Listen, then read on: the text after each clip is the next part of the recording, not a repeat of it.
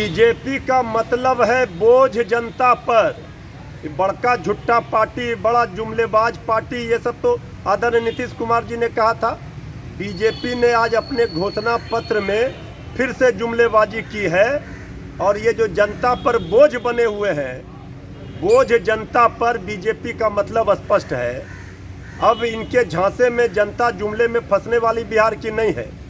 ये तो पहली विजय है, तेजस्वी यादव जी की पहली जीत है कि बीजेपी को असली मुद्दे पर घसीट कर वो लाए।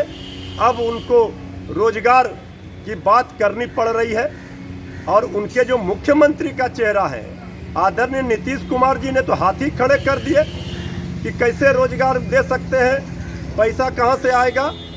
मुख्यमंत्री नीतीश कुमार जी कह रहे हैं रोजगार नहीं दे सकते हैं और बीजेपी कह रही है 19 लाख रोजगार देंगे।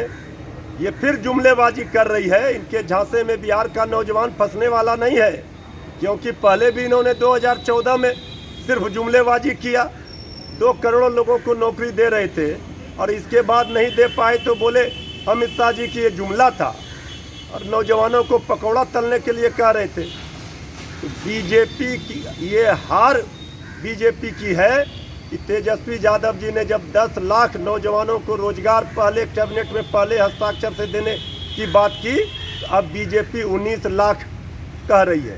पहले बीजेपी ये बताए कि नीतीश कुमार जी ने क्यों हाथ खड़ा किया है, अब ये कहां से देंगे रोजगार। बीजेपी बोझ जनता पर बनी हुई है। अब बिहार की जनता इनको विदाई 10 नवंबर को करेगी।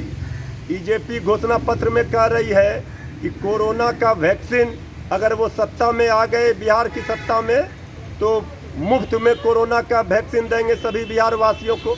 और सत्ता में नहीं आए तो क्या करेंगे, सबको कोरोना संक्रमित होने के लिए भगवान के भरोसे छोड़ देंगे। अभी सत्ता में थे तो क्या किए कोरोना काल में, ये भूल गई है बिहार की जनता। बीजेपी गड़बड़ा गई है। बीजेपी का वैक्सीन जो बीमारी है, ये जो बीमार जनता पार्टी है, इसका वैक्सीन बिहार की जनता इस चुनाव में इनको लगाएगी।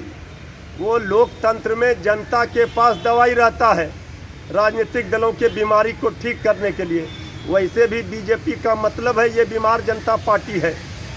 इसलिए जनता को बरगलाने का, बहकाने का कोशिश बीजेपी कर रही है।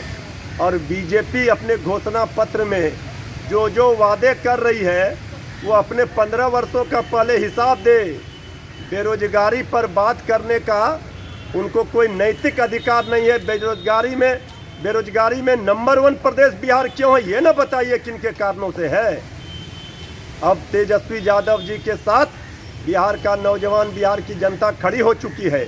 जो जनसैलाब तेजस्वी यादव जी के सभाओं में उमड़ रहा है, उसी से बीजेपी बौखला करके इस तरह का जुमला बिहार के चुनाव में भी कर रही है। अब बीजेपी कभी नहीं, बिहार की जनता ने तय कर लिया है 10 नवंबर को शाम में बीजेपी का विदाई समारोह गांधी मैदान में होगा।